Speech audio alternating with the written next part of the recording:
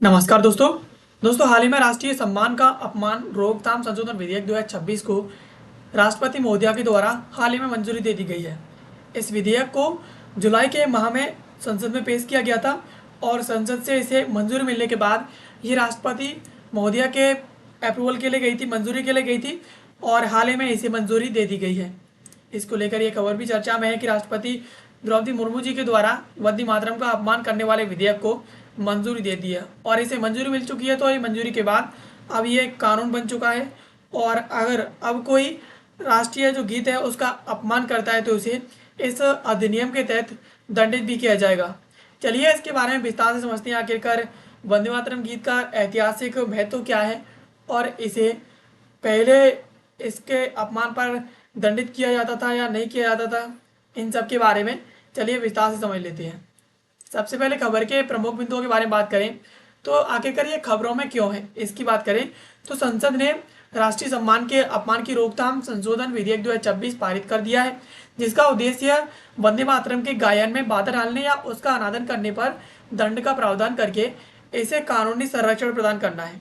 यानी अगर कोई इसका अपमान करता है तो उसे दंडित करना और इसके साथ ही साथ इस गीत को कानूनी संरक्षण देना इसका उद्देश्य है। इसके साथ ही हाल ही में इस विधेयक को देश की राष्ट्रपति श्रीमती द्रौपदी मुर्मू के द्वारा मंजूरी दे दी है, जिससे अब यह एक कानून बन चुका है। यानी पहले ये एक विधेयक था जब तक इसे संसद से मंजूरी मिली थी, लेकिन अब इसे श्रीमती द्रौपदी मुर्मू जो भारत की राष्ट्रपति हैं उनके द्वारा इसे मंजूरी दे दी है, तो अब ये एक कानून बन चुका है। अब इस विधेयक की, इस कानून की प्रमुख विशेषताओं की बात करें कि इसकी विशेषताएं क्या है तो यह विधेयक राष्ट्रीय सम्मान के अपमान की रोकथाम अधिनियम 1971 में संशोधन करता है ताकि वंदे मातरम को इसके दायरे में शामिल किया जा सके। राष्ट्रीय सम्मान के अपमान की रोकथाम अधिनियम 1971 की धारा 3 के तहत जानबूझकर राष्ट्रगान यानी जन गण मन गाने से रोकना, उसके गायन के दौरान सभा में अशांति उत्पन्न करना पूरी तरीके से निषिद्ध है।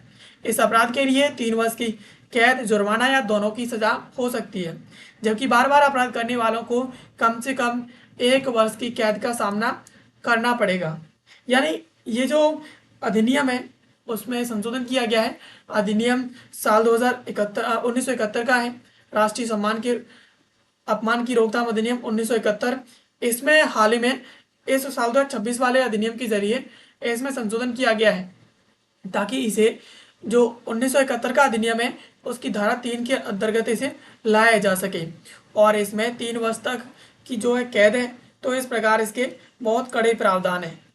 इसके अलावा राष्ट्रीय गीत के प्रति सरकार की रोक की बात करें कि आखिरकार सरकार का इसके प्रति रोक क्या है तो यह विधेयक 24 जनवरी 1950 को हुई संविधान सभा की कार्रवाई की याद दिलाता है, जहां डॉक्टर राजेंद्र प्रसाद ने स्वतंत्रता संग्राम में वंदे मातरम की ऐतिहासिक भूमिका को मान्यता देते हुए इसे जन गण मन के समान दर्जा दिया था। इसका उद्देश्य कानूनी अंतर को पाटना है, क्योंकि राष्ट्रीय गीत को वर्तमान में राष्ट्रीय गान यानी जन गण मन को प्रदान की गई वैधानिक सुरक्षा के समान संरक्षण जो है प्राप्त नहीं है। यानी वर्तमान स्थिति यह है कि इसे जो राष्ट्र गान है उसके समान इसे कानूनी संरक्षण नहीं मिला है, जबकि डॉक्टर राजेंद्र प्रसाद के द्वारा स्वतंत्रता संग्राम में इसकी ऐतिहासिक भूमिका को मानते हुए इसे राष्ट्रगीत के, वो जो राष्ट्रगान है उसके समान ही इस राष्ट्रगीत को दर्जा दिया था, लेकिन अब तक इसका दर्जा यहाँ पर नहीं था, अब इसे समान दर्जा दे दिया गया है।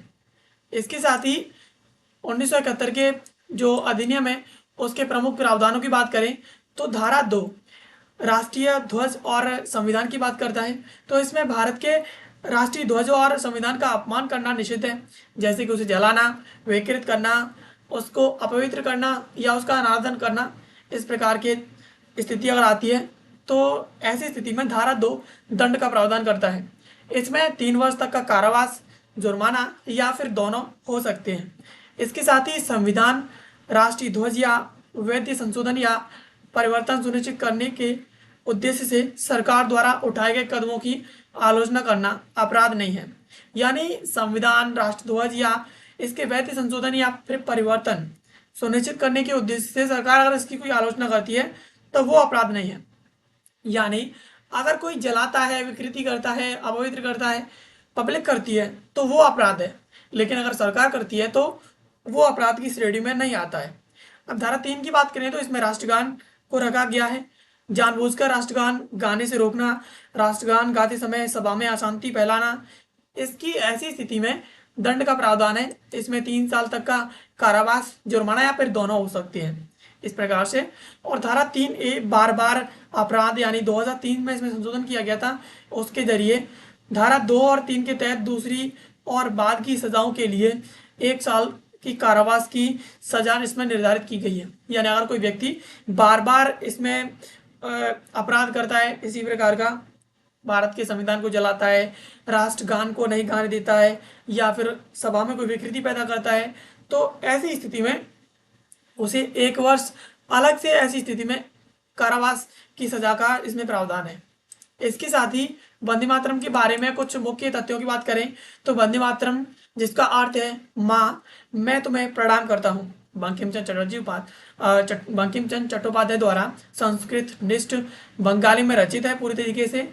यह सर्वप्रथम 7 नवंबर 1875 को बंगाली साहित्यिक पत्रिका बंग दर्शन में प्रकाशित हुई थी, और बाद में उनके उपन्यास आनंद मठ 1982 में शामिल की गई। इसे रविन्द्रनाथ टैगोर द्वारा संगीतबद्ध किया गया था, और यह भारत के स्वतंत्रता आंदोलन के दौरान राष्ट्रवाद, एकता, बलिदान के एक शक्तिशाली प्रतीक के रूप में उभरा था। इसके पहले 2 छंदों को 1937 में कांग्रेस कार्यकारी समिति द्वारा भारत के राष्ट्रीय गीत के रूप में अपनाया गया था। यानी इसे सबसे पहले स्वतंत्रता आंदोलन के दौरान एक राष्ट्रवाद, एकता और बलिदान के रूप में भी इसे देखा गया है। इसके साथ ही जब 1937 में संस्कृत जो कांग्रेस है उसकी एक कार्यकारी समिति के द्वारा इसके जो ऊपर के 2 छंद हैं उनको यहाँ पर राष्ट्रगीत के रूप में अपनाया गया था। इसके साथ ही 24 जनवरी 1950 को डॉक्टर राजेंद्र प्रसाद ने जन गण मन यानी राष्ट्रगान के साथ साथ इसे भी समान सम्मान देने की पुष्टि की थी। यानी जो भारत के राष्ट्रपति रहे हैं डॉक्टर राजेंद्र प्रसाद, उनके द्वारा इसे राष्ट्रीय गान के समान ही दर्जा दिया गया था। संविधान में राष्ट्रीय गीत को स्पष्ट रूप से कोई मान्यता नहीं दी गई है। भारतीय संविधान के अनुच्छेद 51A के अनुसार संविधान का पालन करना और उसके आदर्शों एवं संस्थाओं, राष्ट्रीय ध्वज और राष्ट्रगान का सम्मान करना मौलिक कर्तव्य है। यानी यहाँ पर साफ दिखता है कि भारतीय संविधान के अंदर ऐसा कोई प्रावधान नहीं है जिसके तहत राष्ट्रगान के साथ साथ राष्ट्रीय गीत को यहाँ पर कानूनी संरक्षण दिया गया हो या फिर उसकी बात कही गई हो। लेकिन जिस प्रकार से विधेयक लाए जा रहे हैं, विधेयकों के जरिए इसे वो दर्जा वापस दिया जा रहा है जो उसे संविधान के जरिए नहीं मिला था।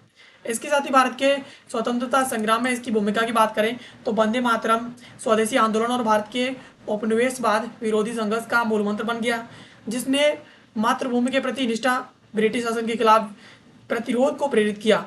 इसकी लामबंदी करने की शक्ति के कारण अंग्रेजों ने अक्सर इसके सार्वजनिक गायन पर प्रतिबंध लगा दिया और इसका गायन करने वाले को गिरफ्तार कर लिया गया।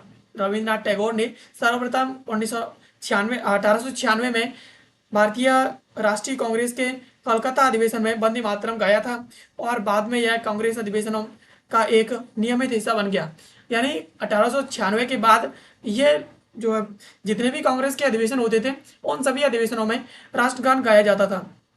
इसका पहली बार राजनीतिक नारे के रूप में 7 अगस्त 1905 में इसका प्रयोग किया गया था, जो स्वदेशी और विभाजन विरोधी आंदोलन का राष्ट्रगान बन गया।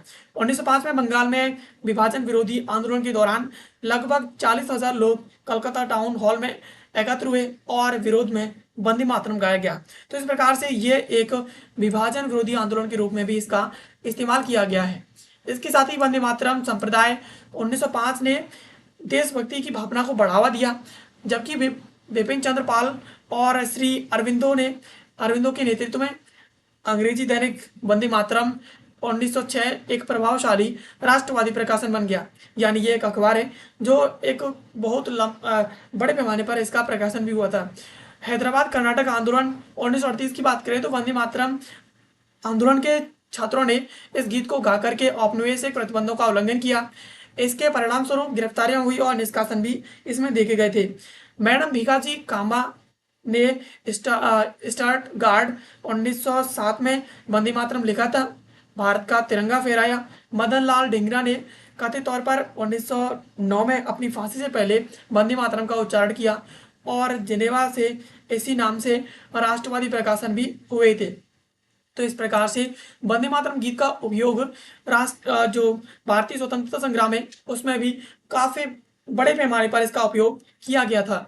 इसके साथ ही गृह मंत्रालय का वंदे मातरम और जन गण मन जो राष्ट्रगान राष्ट्रगीत है उन पर प्रोटोकॉल की बात करें कि जो गृह मंत्रालय है उसके द्वारा इसके लिए क्या प्रोटोकॉल जारी किए गए हैं। तो जब दोनों का प्रदर्शन किया जाता है तो जन गण मन राष्ट्रीय गान से पहले वंदे मातरम यानी राष्ट्रीय गीत गाया या फिर बजाया जाना चाहिए।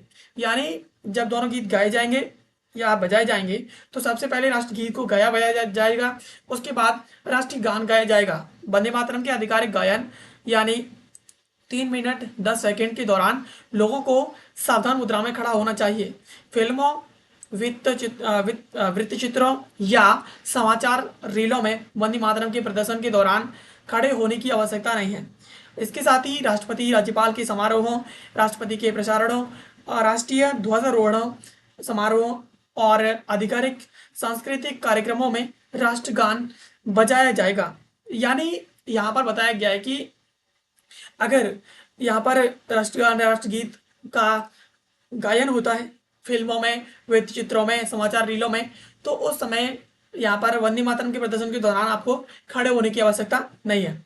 और इसके साथ ही साथ राष्ट्रपति राज्यपाल के समारोह, राष्ट्रपति के प्रसारण और इसके साथ ही राष्ट्रीय ध्वजारोहण समारोह, इन सभी में आधिकारिक संस्कृति जो कार्यक्रम होने वाले हैं उन सभी कार्यक्रमों में राष्ट्रगान को गाया बजाया जाएगा। ये जो प्रोटोकॉल है उनका हिस्सा है। इसके साथ ही जब कोई बैंड प्रस्तुति देगा तो दर्शकों को सूचित करने के लिए उससे पहले ड्रम की थाप बजानी चाहिए। स्कूलों को प्रोत्साहित किया जाएगा कि वे दिन की शुरुआत वंदे मातरम के सामूहिक गायन से करें और राष्ट्रगान और राष्ट्रीय गीत दोनों के प्रति सम्मान को बढ़ावा दें। प्रोटोकॉल अनुच्छेद 51A भारत की राष्ट्रीय प्रतीकों का सम्मान करने के मौलिक कर्तव्य को पूरी तरीके से सुदृढ़ करता है। तो यानी कि जिस प्रकार से भारतीय संविधान का अनुच्छेद 51A है वो भारतीय राष्ट्रीय प्रतीकों का सम्मान करने का जो मौलिक कर्तव्य है उसे बढ़ावा देता है, तो उसके तहत अब राष्ट्रगान को भी लिया जाएगा, राष्ट्रगीत को भी लिया जाएगा। तो इस प्रकार से इसका ये जो प्रोटोकॉल है वो गृह मंत्रालय के द्वारा इन दोनों गीतों के लिए जारी किए गए। और इसके साथ ही साथ हमने समझा कि किस प्रकार से स्वतंत्रता संग्राम में राष्ट्रगीत की भूमिका बड़े पैमाने पर रही है और काफी जगहों पर इसका बहुत बड़े पैमाने पर उपयोग किया गया है। इसके साथ ही वंदे मातरम गीत के बारे में समझा कि इसकी जो शुरुआत के जो चंद थे उसे 1937 में कांग्रेस की कार्यकारी समिति के द्वारा इसे राष्ट्रीय गीत के रूप में अपनाया गया था। इसके साथ ही साथ हमने जो 1971 का जो विधेयक था उसके मुख्य प्रावधानों के बारे में समझा कि आखिरकार ये किस प्रकार से दंड के प्रावधान करता है, जिसमें हाल ही में संशोधन किया गया है और संशोधन के बाद ये कानून के तौर पर हाल ही में जोड़ा गया है। दोस्तों यह थी खबर जिसको आज के इस वीडियो में समझा। ऐसे वीडियोस के लिए आप हमें सब्सक्राइब कर लीजिए क्योंकि आपका समर्थन मेरे लिए बहुत ही ज़्यादा महत्वपूर्ण है। बाकी ऐसे वीडियोस के लिए आप हमारे साथ बने रहिए। वीडियो देखने के लिए आप सभी का बहुत बहुत धन्यवाद।